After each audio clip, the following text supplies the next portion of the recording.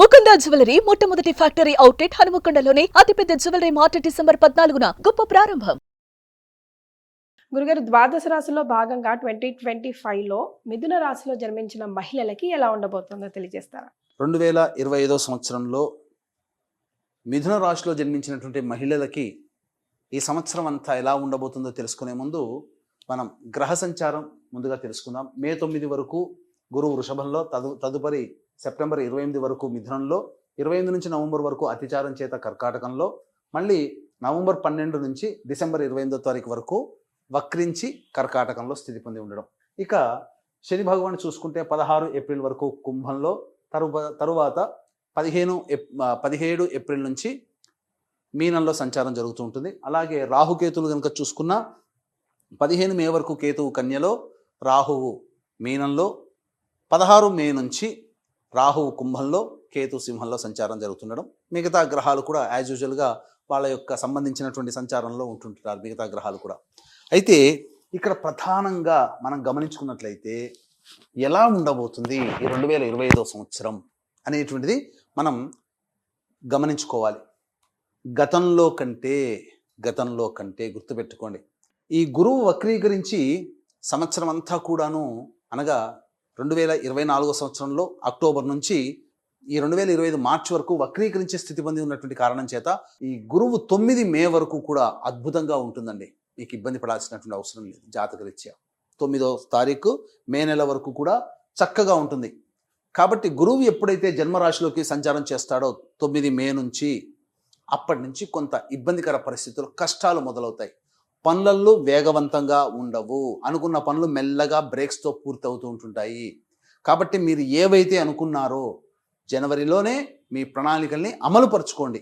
మీరేం చేయాలనుకున్నారు? ఉద్యోగంలో స్థిరపడాలనుకుంటున్నారా? లేకపోతే విదేశీయానం చేయాలనుకుంటున్నారా? గొప్పగా కాంపిటీషన్ ఎగ్జామ్స్కి ప్రిపేర్ అవుతూ మంచి ర్యాంక్ సంపాదించుకోవాలని అనుకుంటున్నారా? ఖచ్చితంగా మీరు ఆ సమయాన్ని అనగా జనవరి, ఫిబ్రవరి, మార్చి, ఏప్రిల్, మే 9వ తారీఖు వరకు అద్భుతంగా ఉంటుంది. గురువు సహకరిస్తాడు. ఇక గమనించుకున్నట్లయితే ఈ 15 మే వరకు కూడా కేతువు సంబంధించి చతుర్థ స్థానంలో సంచారం చేస్తుండడం. ఈ కారణం చేత ఏమవుతుంది, జనవరి 1 నుంచి 15 మే వరకు చేసేటువంటి పనులలో మీకు సంతోషం కలగదు, సాటిస్ఫాక్షన్ ఉండలేకపోతుంటారు. కాబట్టి ఆ సాటిస్ఫాక్షన్ అనేటువంటిది పక్కకు పెట్టేసేసి మీ పని మీరు చేసుకునే ప్రయత్నం చేయండి. తప్పకుండా మంచి విజయాన్ని పొందుతారు.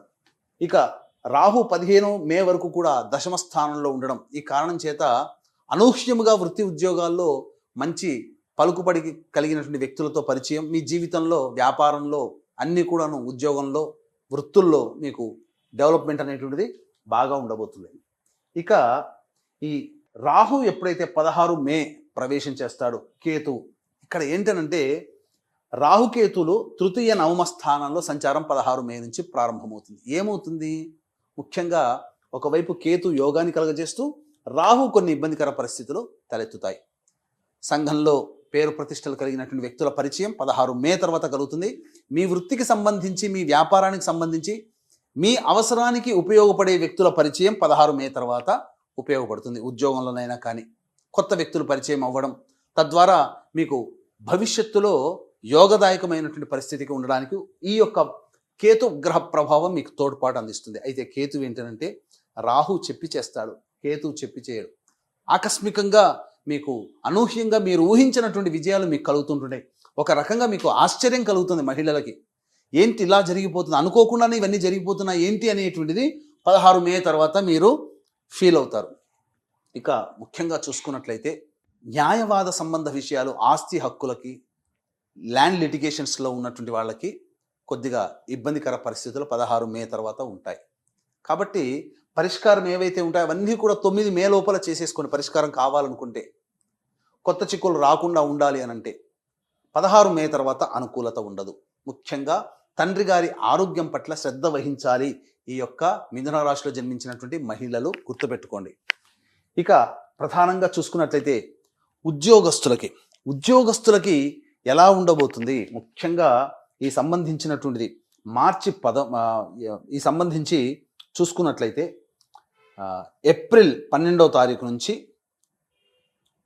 మార్చి 13వ తారీఖు నుంచి మే 13వ తారీఖు వరకు ఉన్న సమయం గుర్తుపెట్టుకోండి. మార్చి 13 నుంచి మే 13వ తారీఖు వరకు ఉన్నటువంటి సమయంలో మీ చేస్తున్నటువంటి ఉద్యోగంలో అధికారుల యొక్క అనుగ్రహంతో కేంద్ర రాష్ట్ర ప్రభుత్వాల్లో పనిచేసేటువంటి వాళ్ళకి ఉన్నతితో కూడుకున్నటువంటి బదిలీలు కానీ లేదా కోరుకున్న చోటకి బదిలీలు కానీ జరుగుతాయి.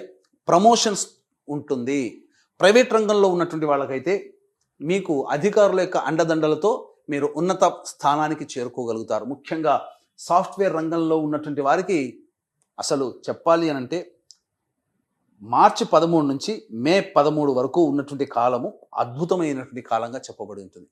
కాలం అనుకూలంగా లేకపోయినా గురువు అనుకూలిస్తున్నాడు, గ్రహాలు కూడా అనుకూలిస్తున్నాయి. కాబట్టి ఉద్యోగ రంగంలో ప్రమోషన్స్ అనేటువంటివి మీరు మార్చి 13 నుంచి మే 13 మధ్యలో ఎక్స్పెక్ట్ చేయవచ్చు, తప్పులేదు. ఇక ముఖ్యంగా రాజకీయ రంగంలో ఉన్నటువంటి మహిళలు ఎవరైతే ఉన్నారో వాళ్ళకి ఈ 16 మే తర్వాత జనబాహుళ్యంలోకి వస్తారు. ఇప్పటి వరకు స్లీపింగ్ పార్ట్నర్గా ఉన్నవాళ్ళు కావచ్చు, లేకపోతే యాక్షన్ తీసుకోలేకుండా సాదాసీదగా రాజకీయ రంగంలో నడుస్తున్నటువంటి వాళ్ళకి ప్రజాబాహుళ్యంలోకి రావాల్సినటువంటి పరిస్థితి తలెత్తుతుంది. తద్వారా అనూహ్యంగా విజయాన్ని పొందుతారు. 16 మే తర్వాత ఏవైనా కానీ రాజకీయ పదవిని ఆశించేటువంటి మిథున రాశిలో జన్మించినటువంటి మహిళలు ఎవరైతే ఉంటారో వాళ్ళకి మంచి జరగబోతుంది.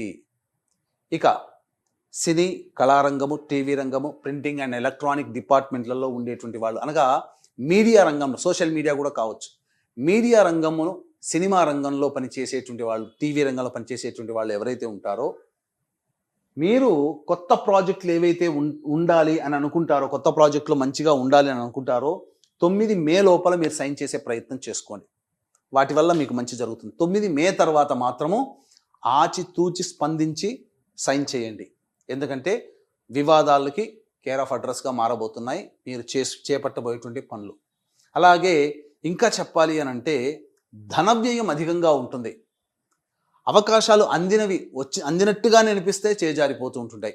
నిరాశ ఎక్కువగా ఉంటుంది. కాబట్టి మీరు 1-2-3 సార్లు ఆలోచన చేసి పెద్దల యొక్క సహాయ సహకారాలతో కొత్త ప్రాజెక్టులు ఏవైతే ఉంటాయో అవి 9 మే తర్వాత మీరు అమలుపరుచుకొని 9 మే లోపల ఉండేటువంటి ప్రాజెక్టులు సైన్ చేసినవి మీకు విజయాన్ని అందిస్తాయని చెప్పవచ్చు. పేరు ప్రతిష్టలు పెరుగుతాయి.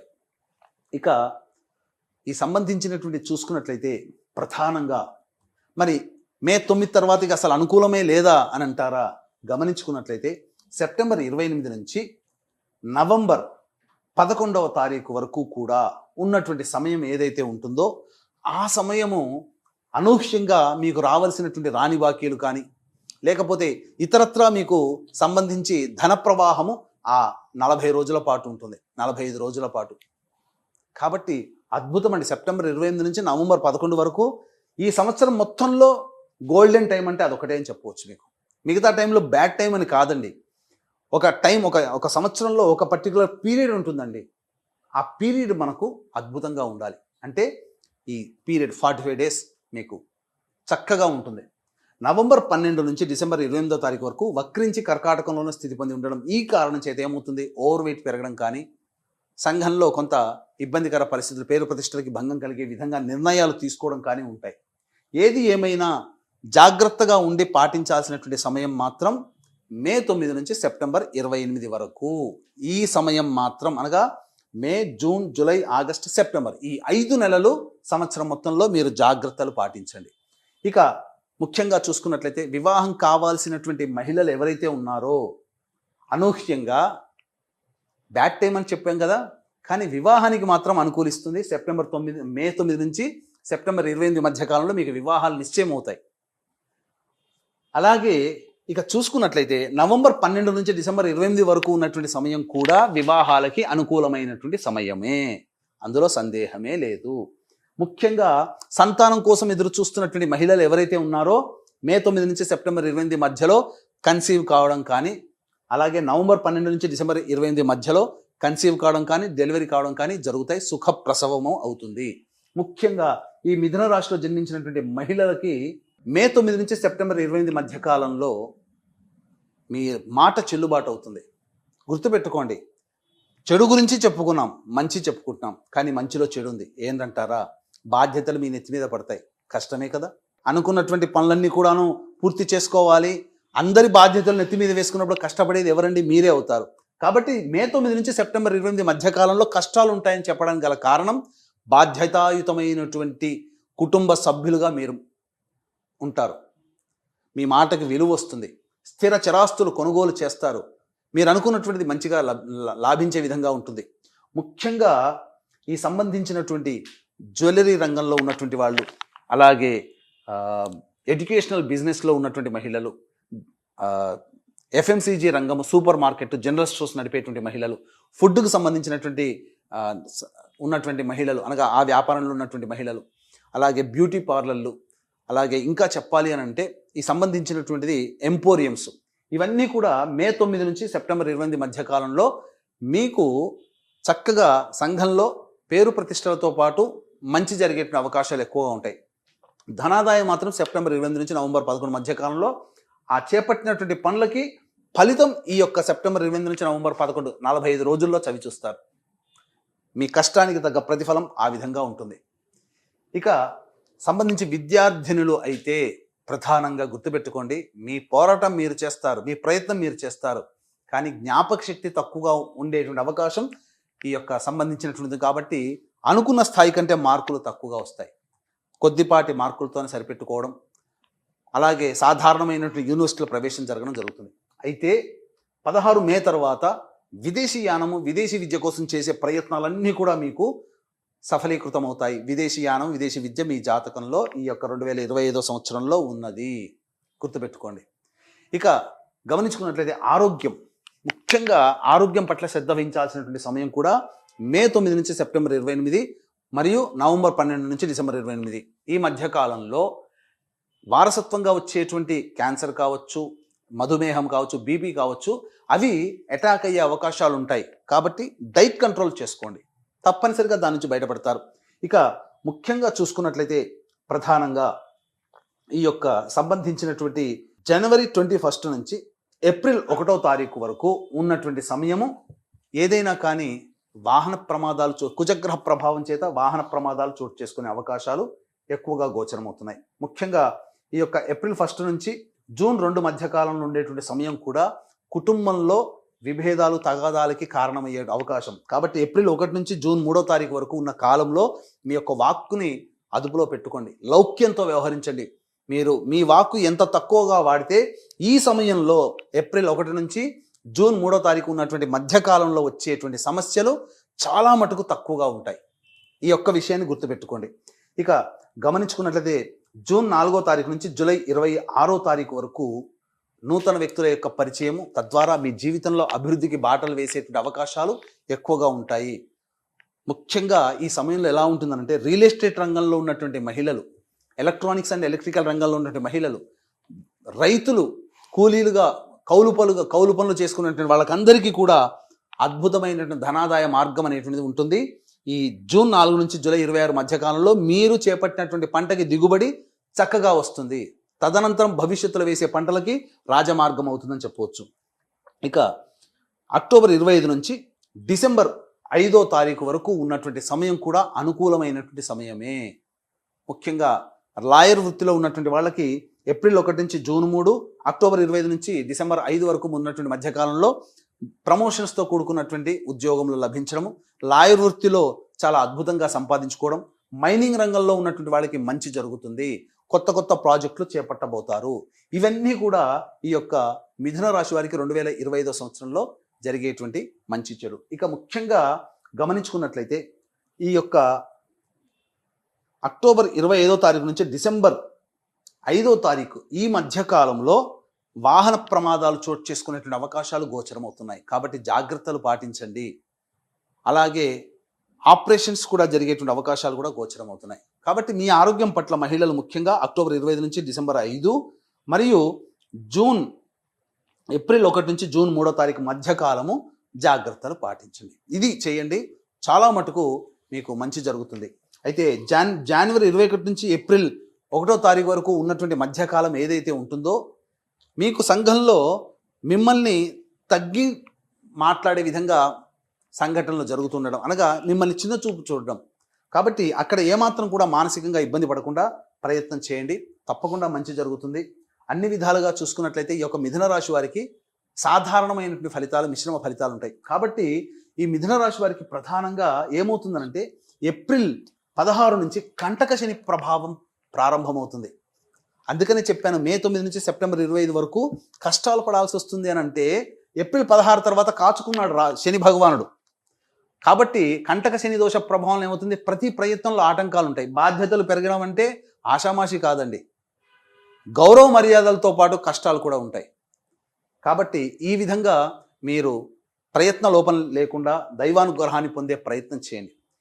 మీ యొక్క గోచార రీత్యా ఈ 2025 సంవత్సరంలో మిథున రాశి మహిళలకి మీతో పాటు వివాహమైతే మీ భర్త, మీ పిల్లల జాతక ప్రభావము, వివాహం కాకపోతే తల్లిదండ్రులు, సోదర సోదరిమణుల యొక్క జాతక ప్రభావం కూడా మీ మీద ఉంటుంది. కాబట్టి ఈ విధంగా పెళ్లి కాని వాళ్ళకి, పెళ్ళైన వాళ్ళకి కూడా అందరికీ కూడా ఈ 2025 సంవత్సరంలో అద్భుతంగా ఉండాలి, మంచి జరగాలనేటువంటి ఒక సదుద్దేశంతో 2025 సంవత్సరంలో ప్రతి నెల ఒక్కొక్క పుణ్యక్షేత్రంలో జాతకరీత్యా కలుగు విద్య, వివాహ, ఉద్యోగ, దాంపత్య, సంతాన, అనారోగ్య సమస్యల నివారణకి, మరియు శని ఏప్రిల్ వరకు ఒక రాశిలో, ఏప్రిల్ తర్వాత ఇంకొక రాశిలో సంచారం చేస్తున్నాడు కాబట్టి 12 రాశులు శని ప్రభావానికి గురవుతాయి. కాబట్టి శని దోష నివారణ పూజల హోమాలు అనేటువంటివి 2025 సంవత్సరంలో జనవరి 13 నుంచి ప్రారంభం చేస్తున్నాం. ఒక్కొక్క నెల ఒక్కొక్క రోజున పుణ్యతిథి రోజున 12 క్షేత్రాలలో ఈ కార్యక్రమాలు, సర్వదోష నివారణ పూజల హోమాలు అనేటివి మీ కుటుంబ సభ్యుల గోత్రనామాదులతో చేయించడం జరుగుతుంది. అవకాశం ఉన్న వాళ్ళు కార్యక్రమ తదనంతరం కాంటాక్ట్ చేసి మీ గోత్రనామాదులు నమోదు చేసుకోవచ్చు. ఇక సంబంధించి తండ్రి వైపు 6 తరాలు, తల్లి వైపు 3 తరాలు, లేదా భార్య భర్త వైపు 6, భార్య వైపు 3 తరాల్లో దుర్మరణాలు ఉన్నట్లయితే, లివర్ ప్రాబ్లం, కిడ్నీ ప్రాబ్లం, క్యాన్సర్తో చనిపోయినట్లయితే, 60 సంవత్సరాల లోపల ఏ విధంగా చనిపోయినా ఇవన్నీ పితృదోషాలుగా చెప్పబడి ఉంటాయి. కాబట్టి ప్రతి నెల పితృదోష నివారణ కార్యక్రమాలు మన పీఠ ఆధ్వర్యంలో జరిపించడం జరుగుతుంది. కాబట్టి అవకాశం ఉన్న వాళ్ళు కార్యక్రమ తదనంతరం కాంటాక్ట్ చేసి మీ గోత్రనామాలు నమోదు చేసుకోవచ్చు. చాలా సంతోషం గురుగారు. సో మిథున రాశి వారికి 50-40 లాగానే ఉంటాయి, మిశ్రమ ఫలితాలు ఉంటాయి అని తెలియజేశారు కదా. దయచేసి మరి రెమెడీస్ కూడా తెలియజేయండి గురుగారు. ఈ యొక్క మిథున రాశిలో జన్మించినటువంటి మహిళలకి ప్రధానంగా ఈ 2025 సంవత్సరంలో సమస్యలు వచ్చినప్పుడు శివాలయ సందర్శనం చేయడం తప్పనిసరి. శివానుగ్రహం కోసం అభిషేకము, అర్చన, నవగ్రహాల చుట్టూ ప్రదక్షిణలు, 27 ప్రదక్షిణలు శివాయ నమః అంటూ చేయడం చక్కగా చేసుకుంటే సమస్యలు చాలా మటుకు తగ్గుముఖం పడతాయి. అయితే ఈ చెప్పినటువంటి విధానానికంటే ఇంకా సమస్యలు అధికంగా ఉన్నాయని అనుకున్నప్పుడు మీ యొక్క జన్మ జాతకంలో నడుస్తున్నటువంటి దశాంతర దశల యొక్క ప్రభావం. కాబట్టి దగ్గరలోని మంచి ఉపాసనా పరులైనటువంటి జ్యోతిష్యులను సంప్రదించి వారి సలహాలు, సూచనలు పాటించి మెరుగైనటువంటి జీవితాన్ని పొందుతారు ఈ మిథున రాశిలో జన్మించినటువంటి మహిళలను తెలియజేసుకుంటూ సర్వం శ్రీ ఉమామహేశ్వర పరబ్రహ్మార్పణమస్తు. నమస్కారం.